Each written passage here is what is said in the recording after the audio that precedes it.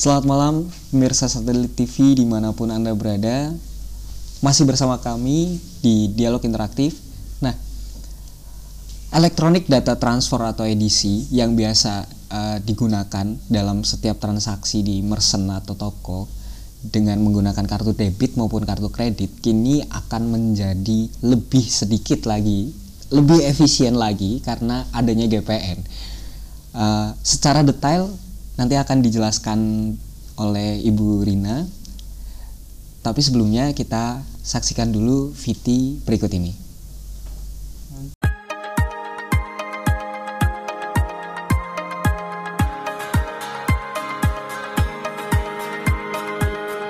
Perkembangan sistem gerbang pembayaran nasional GPN kini telah memasuki tahap selanjutnya. Kartu ATM dan atau debit berlogo GPN telah diluncurkan agar masyarakat Indonesia bisa segera menikmati sistem GPN yang mengusung konsep interkoneksi dan interoperabilitas. Dengan mengusung konsep ini, GPN dapat memungkinkan semua transaksi elektronik untuk diproses secara domestik. Selain peluncuran, 3 lembaga yang menjadi penggerak dalam GPN juga dikukuhkan, yaitu lembaga standar, lembaga switching, dan lembaga services. Kita dukung supaya lembaga itu, lembaga standar, switching, dan lembaga services bisa beroperasi dengan baik. Dan ke semua lembaga yang tadi telah menyatakan komitmennya, betul-betul harus berkomitmen untuk meningkatkan inovasi, meningkatkan efisiensi, dan betul-betul memberi yang terbaik kepada industri. Perlindungan konsumen adalah prioritas Bank Indonesia dalam menjalankan tugasnya. Salah satunya dengan penerapan GPN yang memiliki banyak manfaat. Mulai dari kenyamanan. Dengan fitur dan layanan yang terstandarisasi, transaksi pembayaran pun menjadi lebih mudah. Selain itu, efisiensi, data informasi nasabah yang terjaga, dan turut menjaga keamanan nasional. Karena dengan GPN, semua pemrosesan transaksi pembayaran terjadi di dalam negeri. Kita pun turut dapat membantu kelancaran dan kesuksesan penerapan gerbang pembayaran nasional, yaitu dengan meminta penggantian kartu ATM dan atau debit yang kita miliki sekarang ke penerbit kartu masing-masing. Ayo pakai GPN Garuda, karena Bank Indonesia ada di setiap makna Indonesia.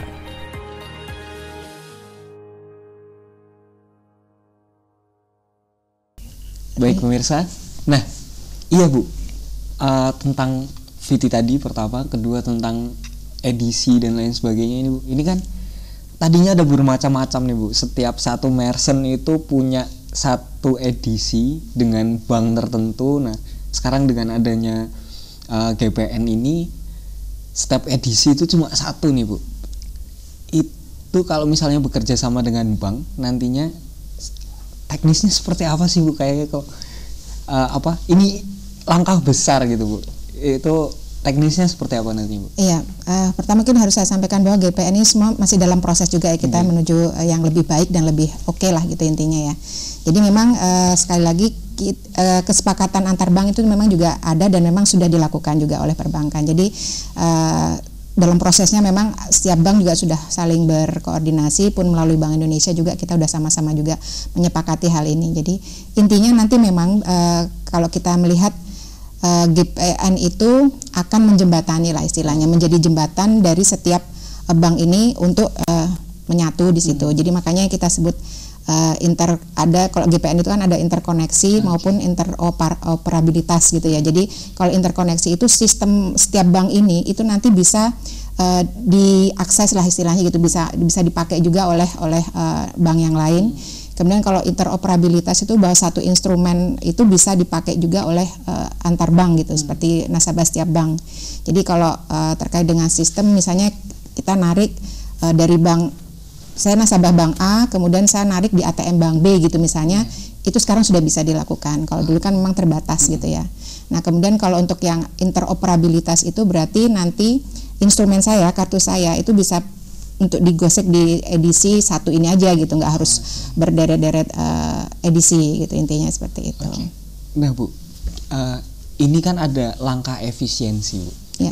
Dimana jumlah edisinya nanti bisa menyeluruh ATM-nya juga tidak harus berjejer nih Bu. Di setiap mall misalnya ada 5 ATM atau 15 ATM yang berjejer. Nah, ini langkah-langkah ini nantinya secara umum ya, secara gambaran umum ya Bu. Efeknya itu seperti apa sih Bu? Karena kan kadang seorang nasabah itu bisa menjadi nasabah beberapa bank nih. Nah, ini dengan adanya ini persaingannya seperti apa nih Bu nantinya?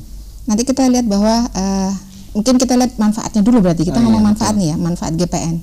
Kalau dari sisi masyarakat misalnya sebagai pengguna kartu, kita menggunakan kartu, kita misalnya mau narik uang nih, kita nggak harus nyari ATM-nya siapa gitu untuk kita datang. Itu dari satu sisi berarti kita sudah efisien dalam waktu dan biaya. Misalnya tadinya harus kita tarik, bukan ATM-nya bank ini, saya harus nyari kemana gitu, butuh biaya nih, waktu juga. Kemudian juga dari sisi pelayanan, masyarakat merasa lebih dimudahkan. Intinya bank ini saya bisa mendapat manfaat dari bank karena ya proses membayar saya lebih mudah atau segala macam. Bagi merchant misalnya, kok dari merchant ya dia akan lebih efisien, lebih rapi juga mungkin ya mejanya karena nggak harus edisi. Kemudian karena satu edisi dan sudah kesepakatan, biayanya pun juga akan relatif lebih murah bagi merchantnya sendiri. Dan tidak ada alasan juga nih bagi merchant untuk mengenakan tarif yang mahal karena secara sistem sudah dipermudah gitu. Bagi perbankan itu ya dia sendiri tidak harus membangun infrastruktur, meletakkan ATM di mana-mana untuk melayani nasabahnya, untuk meningkatkan kualitas, sehingga dia bisa lebih fokus nih dengan biaya yang bisa dia hemat karena tidak harus membangun infrastruktur ATM ditempatkan di mana-mana. Kualitas layanan dia juga bisa lebih ditingkatkan. Ya, asumsi kalau misalnya sudah ditingkatkan kualitas layanannya, nasabahnya bisa lebih dipertahankan yang ada, kemudian juga bisa lebih ditingkatkan juga. Di sini kita ngeliat bank tidak akan saling bersaing tepatnya, malah mungkin nanti kalau saya ngeliat kita akan saling mendukung justru ya, karena ya tinggal upaya kita mempertahankan nasabah kita dengan memaksimalkan kualitas layanan itu tadi. Tapi itu bisa dilakukan karena bank bisa lebih berefisien nih, ya, karena tidak harus itu tadi bangun atau mengembangkan edisinya di mana-mana gitu tadi. Itu kalau secara real uang nih Bu, sebenarnya perbankan itu bisa ngirit sampai berapa ini? Kira-kira sampai sekitar berapa? Karena mungkin sekarang belum masif ya, memang jadi belum bisa kita tetapkan itu sekian persen banyaknya itu tidak.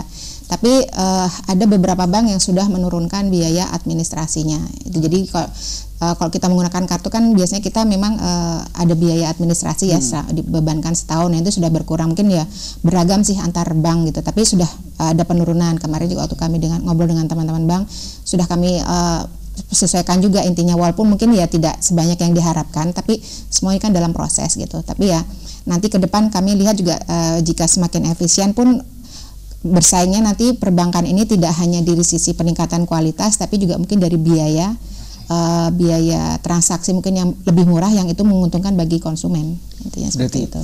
Manfaatnya GPN ini kalau bisa saya simpulkan, pertama itu lebih efisien di mana waktu akan lebih leluasa lagi bagi nasabah. Kedua biaya transaksi dan lain sebagainya dengan data yang lebih aman lagi Bu. Iya betul. Nah ini kapan sih Bu mulai di Banyumas ini, kapan sih Bu kayak gitu kan? Pertanyaannya ini manfaatnya keren banget nih. Nah itu setelah kita tahu manfaatnya di Banyumas kapan sih kayak gitu? Matur nuwun kalau sudah nggak sabar. Tapi nanti Bu setelah segmen berikut ini tetap di Satelit TV Inyong Epol.